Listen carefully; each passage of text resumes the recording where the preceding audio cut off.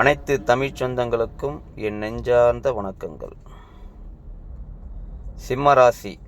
சிம்மராசி என்பது காலச்சக்கரத்தின் 5ஆம் வீடு ராசி. சிம்மராசி நண்பர்களுக்கு காதல் என்பது கவலைக்கிடமாக இப்போ இருக்குது. சிம்மராசி என்பவர்களுக்கு காதல் என்ற ஒரு விஷயம் கவலைக்கிடமாக இருக்கும். அவங்க பார்த்திங்கன்னா அவங்களுடைய அந்த ராசிக்கு 5ஆம் வீடுங்கிறது தனுசு ராசி. உங்கள் ராசிக்கு சிம்ம ராசிக்கு 5ஆம் வீடுங்கிறது தனுசு ராசி. தனுசு ராசி என்பது குருவுடைய ராசி. அதான் அந்த 5ஆம் அதிபதி. 5ஆம் அதிபதி என்ன சொல்கிறாருன்னா, அவர் காதலுக்கு தான் அவர் தான் முக்கியத்துவம் கொடுக்கணும். அவர் இப்போ காலச்சக்கரத்தில் 2ஆம் வீட்டில் ரிஷபராசியில் உட்காந்துருக்காரு. இப்போ வர 9வது அதாவது 10வது மாதம் 9ஆம் தேதி வக்கரமாக போகிறாரு. காதல் பிரேக்காக இருக்கும், பணம் சம்பந்த விஷயத்தில் பிரச்சனையாக இருக்கும், பேச்சு கொஞ்சம் பார்த்து விடணும். இதெல்லாம் உங்களுக்கு கொஞ்சம் கஷ்டமாக இருந்துக்கிட்டு இருக்கும். காதலில் ஒரு நெளிவு சுழிவாக போகாது, அப்படியே ஒரு காரசாரமாக போயிட்டுருக்கும். சில காதலை புட்டுட்டே போயிருக்கிறோம், பிரச்சனையாக இருக்கிற வாய்ப்பு நிறையா இருக்குது. அதனால் இந்த சிம்மராசி அன்பர்களுக்கு 2025 1/1 அதுக்கு மேலே நீங்கள் வச்ச விஷயந்தான். எதாக இருந்தாலும் சரி, அது பாசிட்டிவ் நடக்கும். உங்களுக்கு மிக மிக பாசிட்டிவ் நடக்கும். ஏன் நாளமாக பஞ்சாயத்து தான் வந்திருக்கும். பஞ்சாயத்து மேலே பஞ்சாயத்து, பிரச்சனை மேலே பிரச்சனை, சண்டை சச்சரவு, இதெல்லாம் இந்த காதல் ஓடிக்கிட்டு இருக்கோம். பெரும்பாலும் பார்த்திங்கன்னா உங்களுக்கு ராசிக்கு 7ஆம் வீட்டில் சனி இருக்கார். ராசிக்கு 7ஆம் வீட்டில் சனி இருக்கும்போது நம்ம பேசும்போது உங்களுக்கு ஒரு நண்பர்கள்கிட்ட பேசும்பொழுதோ, இல்லைனா நம்மளுடைய பார்ட்னர்கிட்ட பேசும்பொழுதோ, நம்மளுடைய மற்ற உறவினர்கள்ட்ட பேசும்பொழுதோ கொஞ்சம் பிரச்சனை நம்மள்கிட்ட இருந்துக்கிட்டே இருக்கும். ஏன்னா 7ஆம் வீடுங்கிறது சனி. அப்படியே பார்த்தா சனி 7ஆம் பார்வையாக உங்களுக்கு ராசியை பார்க்குறாரு. அதில் கொஞ்சம் பிரச்சனை இருந்துக்கிட்டு இருக்கும். இதுக்கெல்லாம் முற்றுப்புள்ளி அடுத்த வருஷம் 2025 1ஆவது மாதத்துக்கு மேலே உங்களுடைய ராசி சிறப்பாக, ஏன்னா குரு பார்த்தா 11ஆம் வீட்டுக்கு வந்துடுறாரு.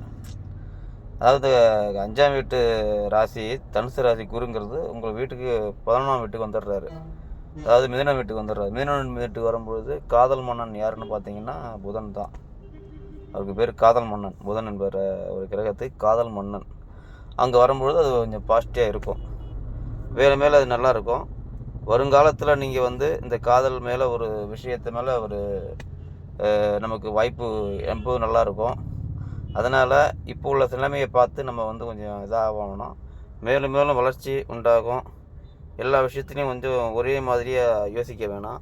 ஏன்னா காதல் என்பது பார்த்திங்கன்னா அந்த அந்த டைம் வரணும். அந்த டைம் வந்தால் தான் உங்களுக்கு எல்லாமே ஒரு நிலச்சி நிற்கும். இல்லைன்னா வர்றதுக்கு கொஞ்சம் வாய்ப்பு கம்மி தான். அந்த நமக்கு டைம்னு ஒன்று இருந்தால் தான் உங்களுக்கு மேலே சிறப்பாக இருக்கும். மேலும் மேலும் வளர்ச்சி அடையலாம். அந்த காதல் நமக்கு சக்ஸஸ் உண்டாகும். இல்லைனா அதில் ஒரு பிரச்சனை, ஏதோ ஒரு வார்த்தை விடும்போது, ஏதோ ஒரு விஷயம் பேசும்பொழுது அங்கே கொஞ்சம் கவலைக்கிடமாகிடும். மனசு கொஞ்சம் கஷ்டமாக இருக்கும். ஃபோன் வராது, பேசினாலும் ஃபோனு கட் ஆகிடும். இல்லைனா ஃபோனு பேச முடியாத சூழ்நிலை நம்ம இருப்போம்.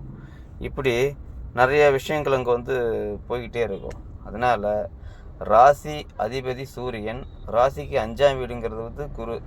அவர் இப்போ வர 10வது மாதம் 9ஆம் தேதி வக்கரமாக போகிறார். வக்கரமாகும்போது ஒரு மாற்றங்கள் உருவாகும். மாற்றங்கள் என்னென்ன, கொஞ்சம் நல்லா இருக்கிற கெட்டு போகிறது கொஞ்சம் நல்லா இருக்கிற மாதிரி இருக்கும். அது அவ்வளோ சிறப்பாக இருக்காது. இந்த 2025க்கு மேலே தான் நமக்கு சிறப்பாக இருக்கும்.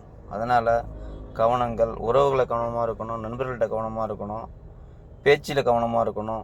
ஒரு விஷயத்துலையும் நம்ம கவனமாக இருக்கிறது சிறப்பு. இல்லைன்னா அந்த காதல் விஷயத்தில் நம்ம ரொம்ப ரொம்ப கஷ்டப்படுற மாதிரி இருக்கும். இது வாழ்க்கையில் நமக்கு ஒரு உதாரணமாக அந்த ஒரு வருஷம் இருக்கும். உங்களுக்கு ரொம்ப கஷ்டப்பட்டுருப்பீங்க. மேலும் மேலும் வளர்ச்சி அடைய உங்களுடைய சிறப்பாக இருக்க நீங்கள் இந்த காதல் என்பது வாழ்க்கையில் நமக்கு தேவை என்பதுங்கிறது எல்லா மனிதருக்கும் காதல் வரும். ஆனால் காதலுங்கிறது கட்டாங்கிற சூழ்நிலையும் வரும். இந்த கட்டார சூழ்நிலையில் தான் இப்போ இந்த சிம்மராசினர்கள் இருக்கிறீங்க.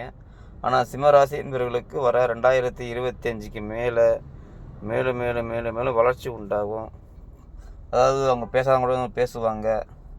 நம்ம ஃபோன் பேசாட்டி இருந்தாலும் அவங்களுக்கு ஃபோன் நமக்கு வரும், ஆட்டோமேட்டிக்காக வரும். நீங்கள் உங்கள் ஆட்சி இப்போ நமக்கு கொஞ்சம் ப்ராக்காக தான் இருக்குது. கவனமாக இருப்பது சிறப்பு. மேலும் மேலும் என்ன சொல்கிறேன்னா, இந்த சிம்மராசி என்பவர்களுக்கு வருங்காலத்தில் வெற்றி, வெற்றி மேல் வெற்றி. வாழ்த்துக்கள். நன்றி நன்றி நன்றி நன்றி. சிறப்பாக இருக்க அனைத்து நண்பர்களுக்கும் வணக்கம். நன்றி நன்றி நன்றி நண்பா.